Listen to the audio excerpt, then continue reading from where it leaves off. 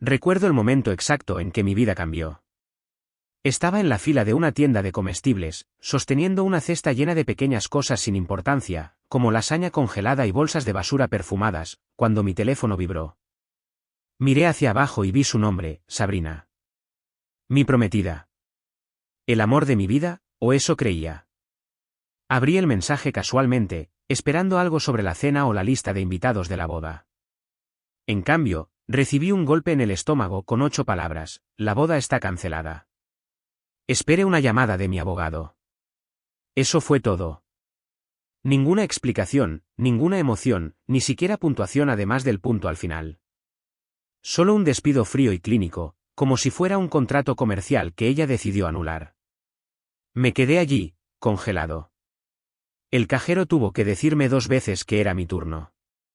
Pagué mecánicamente la compra, conduje a casa en silencio y me senté en el camino de entrada durante 15 minutos antes de entrar. No estaba llorando, no estaba gritando. ¿Estaba tranquilo? Las únicas palabras que le devolví fueron: como quieras.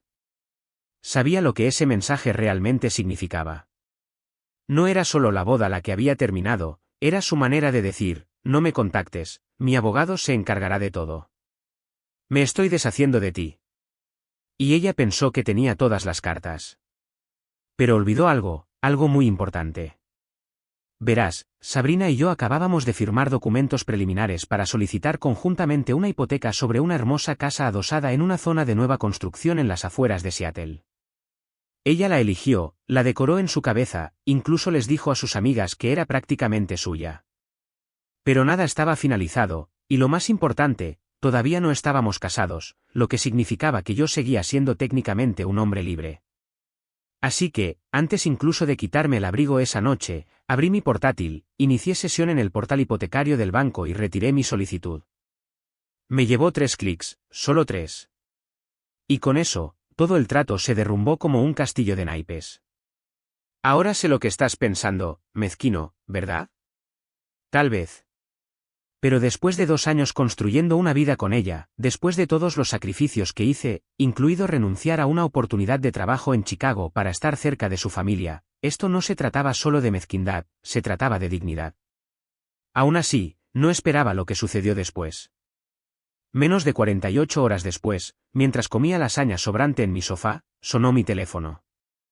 Número desconocido. Lo dejé ir al buzón de voz. 1 minuto después, apareció un mensaje: hola, soy Amanda Weiss, abogada de la señorita Sabrina Holden. Solicitamos urgentemente una devolución de llamada con respecto a la retirada de su hipoteca, ya que esta acción puede constituir incumplimiento de contrato o interferencia financiera.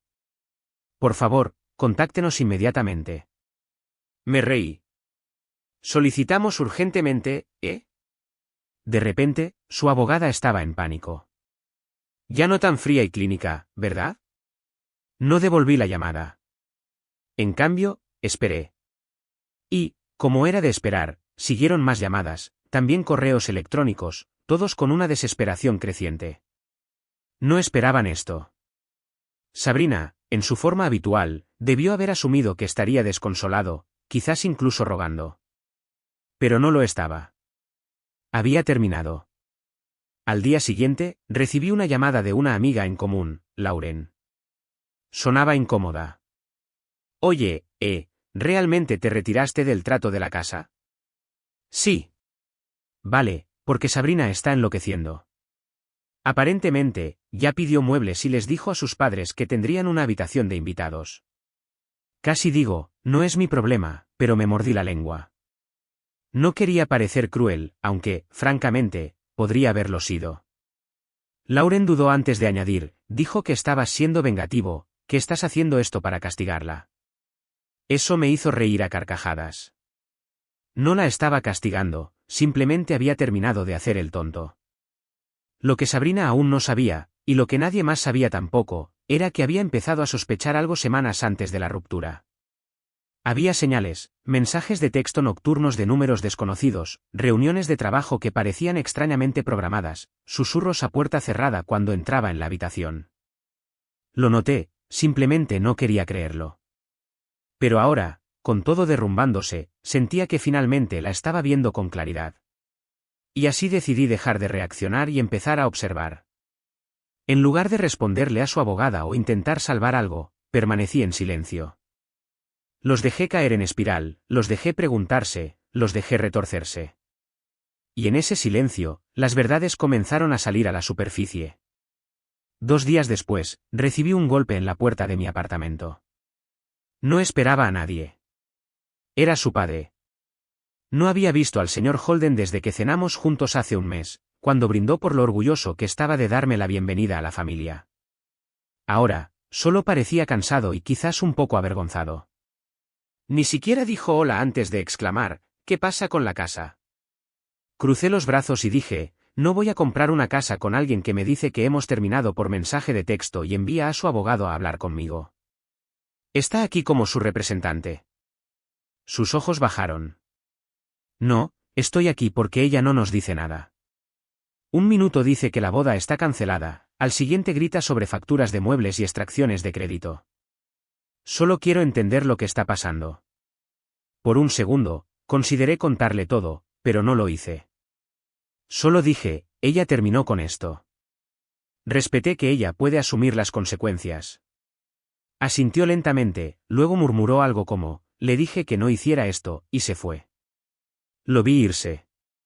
Una extraña calma se apoderó de mí. Pero la historia no había terminado, ni de lejos. Porque lo que no me di cuenta en ese momento fue que Sabrina no solo me había tomado por sorpresa, había estado planeando algo, algo calculado, y estaba a punto de descubrir exactamente por qué quería tanto esa casa.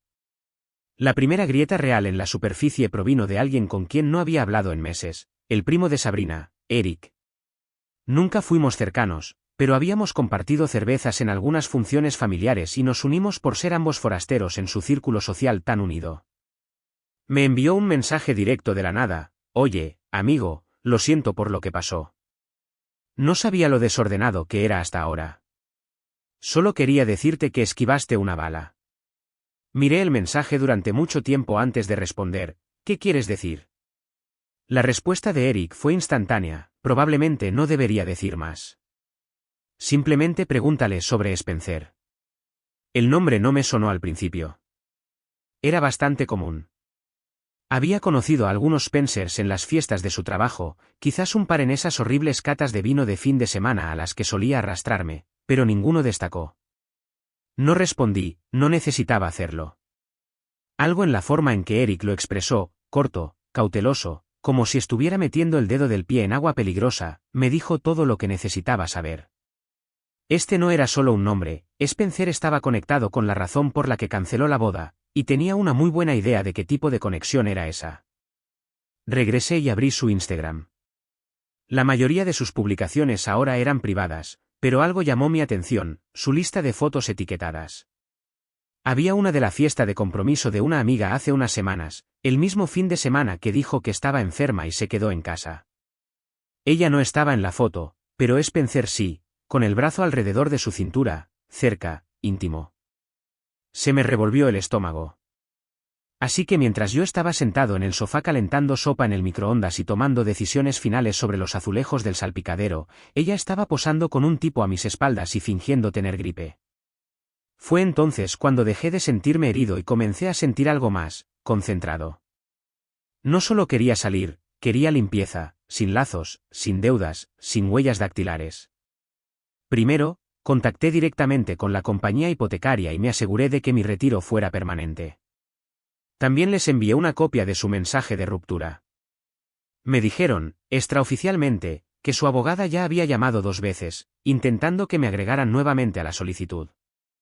Demasiado tarde. Luego hice algo que no había hecho desde antes de comprometernos, llamé a Elliot, mi antiguo compañero de universidad y ahora abogado de bienes raíces en Chicago. Él me había ofrecido un trabajo hace un año, cuando lo rechacé porque Sabrina insistió en que echáramos raíces cerca de su familia. Le dije que estaba de vuelta en el mercado. Se rió y dijo, ya era hora. Programamos una videollamada para el lunes. Ni una palabra de Sabrina.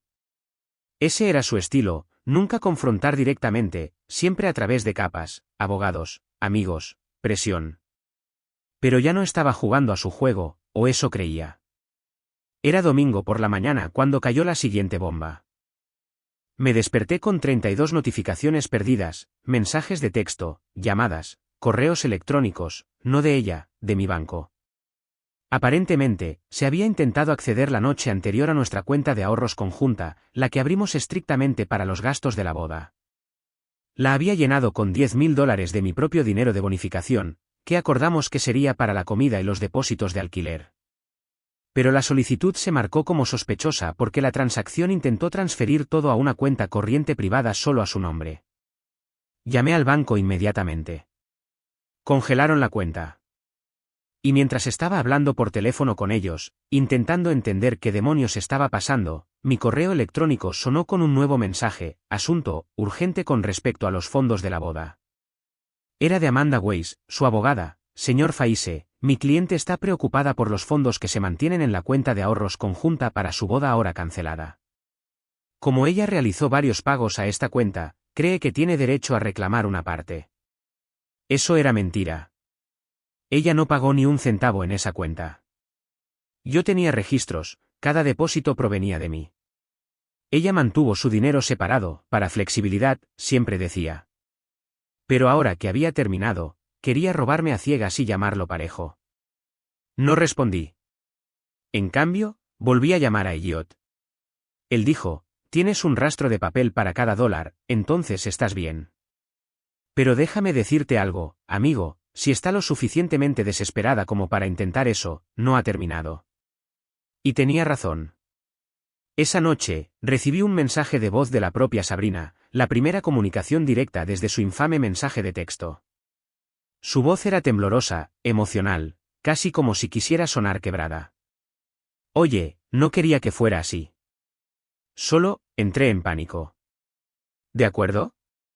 Las cosas se complicaron, y no sabía cómo hablarte de eso. Por favor, no creas que estaba intentando hacerte daño. Lo reproduje 2 veces, luego lo eliminé. Sin respuesta. Porque aquí está la cuestión: una vez que le muestras a alguien que no tienes miedo de alejarte, se asusta. Y Sabrina estaba acostumbrada al control, no estaba acostumbrada a que alguien le cambiara el guión. Llegó el lunes.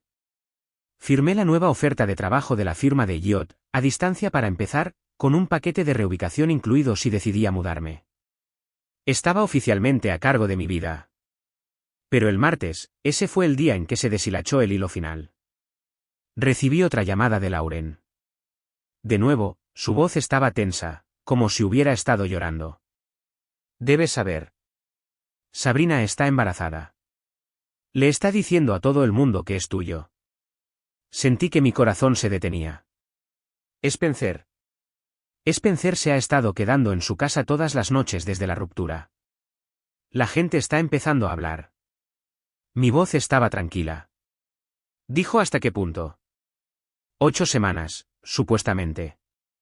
Hice los cálculos. 8 semanas atrás, Sabrina estaba haciendo una limpieza y ni siquiera me dejaba tocarla. Dijo que estaban reajustando su cuerpo antes de la luna de miel. Esa fue la última vez que estuvimos íntimos, hace 9 semanas, apenas. Lo que significaba que había una posibilidad real de que el niño no fuera mío. Pero ella ya estaba preparando el terreno para atraparme, para atarme a ella con algo permanente, para posiblemente reclamar la paternidad, tal vez incluso la manutención infantil, mientras yo desaparecía de su futura hipoteca. ¿Y lo peor? Sabía exactamente lo que iba a hacer a continuación. Apenas dormí después de la llamada de Lauren. Me quedé allí en la oscuridad, intentando juntar todo: el momento, el motivo, la verdadera razón por la que me dejó por mensaje de texto en lugar de en persona. Porque eso es lo que era, ¿no? Una estrategia, no una ruptura. Sabrina no dejó de amar, estaba planeando su ruta de escape y controlando la narrativa antes de que yo tuviera la oportunidad de hablar. Y ahora decía estar embarazada de mi hijo, excepto que no podía ser mío. Las fechas no coincidían. No habíamos dormido juntos en semanas para entonces. Había estado distante, fría, diablos, incluso condescendiente. Llamó a su periodo una desintoxicación prematrimonial, dijo que quería estar pura para nuestra noche de bodas. No tenía ninguna razón para cuestionarlo en ese momento. Pensé que solo era peculiar así. Pero ahora estaba claro, me estaba manteniendo a distancia porque ya sabía que había cometido un error, o peor, que había cruzado una línea que no podía deshacer. ¿Y Spencer? No era solo un ligue, era la verdadera razón. A la mañana siguiente, su abogada volvió a enviar un correo electrónico, esta vez más agresivo. Dadas las circunstancias actuales, mi cliente está considerando acciones legales relacionadas con el abandono financiero y la angustia emocional. También me ha pedido que le notifique formalmente sobre su embarazo y sus presuntas responsabilidades parentales. Presuntas, esa palabra me lo. Intentaban apresurarme, acorralarme, obligarme a una posición en la que respondiera emocionalmente o cometiera un error que pudieran explotar en la corte. Pero no entré en pánico, lo jugué inteligentemente. Contacté a Elliot de nuevo y le conté todo, el supuesto embarazo, las preguntas sobre la paternidad, las amenazas financieras. Él me dijo que me adelantara, que hiciera el primer movimiento legal. Necesitas un rastro de papel que demuestre que ella está manipulando la situación. Así que lo hice. Ese día, contraté a una abogada local especializada en derecho familiar y financiero. Su nombre era Sherry Leaven, y era aguda, fría, incluso, pero eso es lo que necesitaba.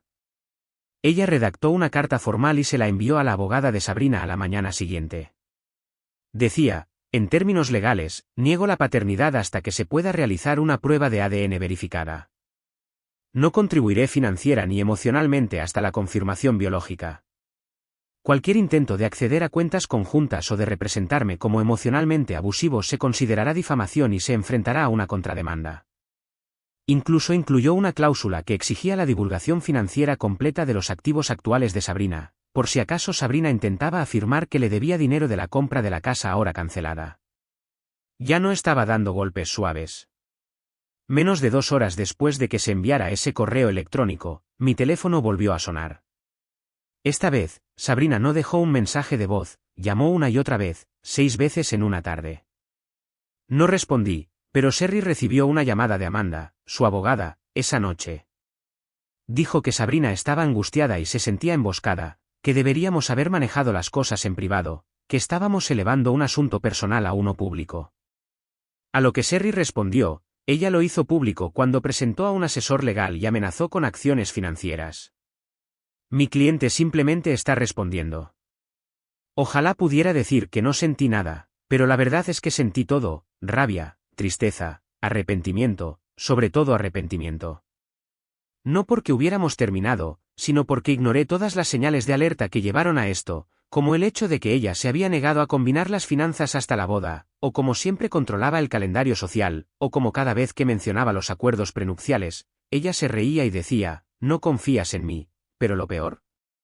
Creo que una parte de mí todavía quería creer que esto no era real, que tal vez ella tenía miedo, que tal vez Spencer fue solo un error, y que estaba tratando de arreglar las cosas. Pero la realidad tiene una forma de golpearte en la cara cuando no estás mirando. Y ese golpe llegó 2 noches después, del propio Spencer. Eran alrededor de las 10 de la noche. Estaba solo en casa, viendo la televisión, cuando recibí un mensaje en Facebook de un perfil que no reconocí, sin foto de perfil, solo un nombre de pila, Spencer.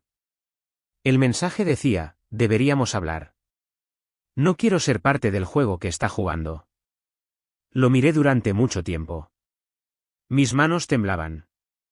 Finalmente escribí, hablar. Él respondió, ella me dijo que ustedes dos ya habían terminado. Ella dijo que la boda fue cancelada hace meses y que solo la estabas ayudando a conseguir una casa por culpa.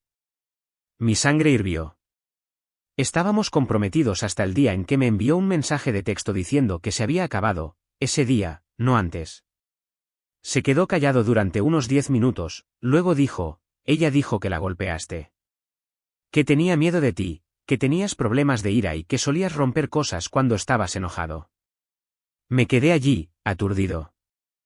Nunca le había puesto una mano encima a Sabrina, nunca había alzado la voz de una manera amenazante. Lo peor que tuvimos fueron discusiones sobre el tiempo, sobre cómo ella siempre ponía a sus amigos primero y programaba nuestra relación como una reunión. ¿Pero violencia física? Nunca. Ni siquiera cerca. ¿Te lo crees?, pregunté. Se tomó un tiempo para responder, luego, no. Ya no. Llamé a Sherry a la mañana siguiente y le conté todo, el supuesto embarazo, las preguntas sobre la paternidad, las falsas acusaciones de abuso. Ella inmediatamente presentó una contrademanda protectora, básicamente una defensa legal preventiva en caso de que Sabrina intentara fabricar alguna acusación de abuso para obtener simpatía en la corte. Esto se estaba volviendo más oscuro de lo que jamás imaginé. Pero el clavo final llegó el viernes. Recibí un correo electrónico del prestamista hipotecario, no solo una actualización genérica, una disculpa personal. Habían sido contactados nuevamente por Amanda Weiss, preguntando si había alguna manera de proceder con el préstamo de la casa sin mí. Sabrina había intentado falsificar un documento revisado, alegando que yo me había retirado voluntariamente, sin ninguna expectativa financiera. El banco lo marcó al instante porque yo no había firmado nada. Ella había falsificado mi nombre. Reenvié el correo electrónico a Sherry. Ella se quedó callada durante 10 minutos, luego llamó y dijo, «Esto es difícil. Podemos llevar esto a la policía». No quería eso, todavía no. Solo quería que terminara. Pero una parte de mí sabía que esto no había terminado, porque la gente desesperada no se rinde silenciosamente. La semana que siguió se sintió como un borrón. Cada día había un nuevo desarrollo, una nueva crisis que Sabrina y su abogada intentaban provocar. Fue agotador, pero al mismo tiempo, fue satisfactorio ver lo rápido que estaba perdiendo el control de todo. Cuanto más intentaba manipular la situación, más se exponía. Recibí otra llamada de Lauren. Esta vez, su voz estaba en pánico, prácticamente susurraba mientras hablaba. No lo creerás, pero Sabrina, les está diciendo a todos que ha perdido el bebé. Se me cayó el estómago. ¿Qué? No quise gritar, pero simplemente salió. ¿Cuándo? Lo publicó anoche, y ahora todos están enviando sus condolencias. Les está diciendo a la gente que perdió al bebé justo después de la ruptura. Me quedé allí inmóvil, absorbiendo sus palabras. La pura audacia de eso me dejó aturdido. Estaba usando el aborto espontáneo como una forma de suavizar la traición, para obtener simpatía y controlar la narrativa, pintándose a sí misma como la víctima. ¿Ese era el movimiento? No sabía si estaba mintiendo o diciendo la verdad, pero sabía una cosa con seguridad, Sabrina estaba perdiendo el control. Estaba luchando por cualquier forma de volver al asiento del conductor de esta historia, y ahora estaba usando un aborto espontáneo falso como su escape. No pasó mucho tiempo antes de que Amanda, su abogada, volviera a contactar a Sherry. Esta vez, el tono era diferente. En lugar de actuar agresivamente, intentaron sonar conciliatorios. Entendemos que las cosas se han intensificado más allá de lo que anticipamos. Sabrina está lidiando con algunos problemas personales, y queremos evitar cualquier conflicto adicional. Sherry no los dejó libres. Les recordó el intento de falsificación de Sabrina con la hipoteca y les dijo, en términos inequívocos, que si Sabrina continuaba por este camino, habría algo más que una disputa financiera. No tengo miedo de escalar esto, dijo Sherry con firmeza. Iniciaremos acciones penales si es necesario. No pude evitar sentir una extraña sensación de satisfacción. Sabrina había movido tantas cuerdas detrás de escena, pero ahora las cartas estaban sobre la mesa, y yo no retrocedía. Ella no tenía idea de lo que se avecinaba. Ese viernes, recibí una llamada del banco. No se trataba solo de la hipoteca, se trataba de los documentos fraudulentos que Sabrina había presentado. Se habían puesto en contacto con las autoridades, y el asunto estaba ahora bajo investigación. Sabrina había cruzado una línea, y ya no se trataba solo de un compromiso roto, se trataba de actividad criminal. Reenvié el correo electrónico y los detalles a Sherry. Ella inmediatamente organizó una reunión con la fiscalía. A medida que pasaban los días, los intentos de Sabrina por salvar su imagen solo empeoraban las cosas.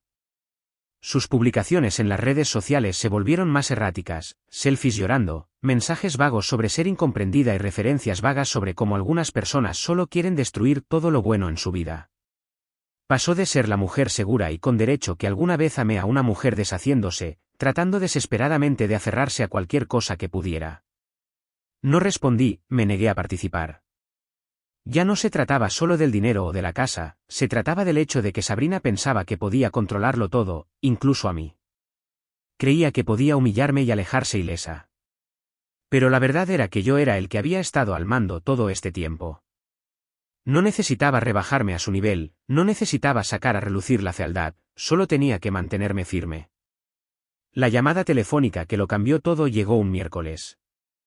Era el padre de Sabrina de nuevo, pero esta vez su tono era diferente. No era el tono frío y formal de un padre que había estado intentando mediar, esta vez, sonaba como un hombre que finalmente había visto a través de las mentiras de su hija. Necesito disculparme, dijo. Estaba equivocado en todo. Debería haber sabido que algo andaba mal. Sabrina, nos ha estado mintiendo a todos. Era difícil comprender lo que estaba escuchando. Había pasado años tratando de ganarme la aprobación de este hombre, tratando de demostrar que era lo suficientemente bueno para su hija, solo para darme cuenta ahora de que solo era otro peón en el juego de Sabrina. Él me contó todo, como Sabrina había estado saliendo a escondidas con Spencer mucho antes de que terminara nuestro compromiso, como había inventado las historias del embarazo y el aborto espontáneo para manipular a las personas que la rodeaban, como incluso había pedido dinero prestado a sus padres para intentar mantener la farsa todo el tiempo. Había estado haciendo el tonto. Lo siento, repitió. Haré todo lo posible para arreglar las cosas. Arreglaremos esto. No sabía qué decir. Una parte de mí quería enfurecerse contra él por no verlo antes, por permitir que Sabrina lo hiciera. Pero otra parte de mí, la parte que comenzaba a aceptar la verdad, sabía que nada podía cambiar el pasado, nada podía quitarme el dolor o la traición. Pero lo que podía hacer, lo que finalmente pude hacer, fue alejarme por completo. Bloqueé su número, eliminé todo lo relacionado con ella de mi vida, desde las redes sociales hasta los mensajes de texto antiguos. Incluso devolví algunas de sus cosas, las que sabía que más extrañaría, y las dejé en casa de sus padres. Intentó contactarme unas cuantas veces más, pero para entonces estaba tan alejado de la persona que había sido, de la vida que había construido a su alrededor, que simplemente ya no me importaba. Y esa fue la parte más difícil de todo, darme cuenta de que no importaba cuánto la amé una vez, la mujer que pensé que era nunca existió realmente. Siempre estaba jugando un juego, y yo era solo una de las piezas. Ha pasado un año desde esa pesadilla. La vida de Sabrina es un desastre, por lo que sé. Ya no me importa lo suficiente como para seguirle la pista. En cuanto a mí, he seguido adelante. Me estoy reconstruyendo. He comprado un lugar nuevo, uno que es todo mío. La hipoteca está a mi nombre, y por primera vez en mucho tiempo, me siento libre. Pero nunca olvidaré la lección que aprendí de todo esto, no dejes que la manipulación de otra persona defina tu vida. Fui un tonto, pero no lo volveré a ser.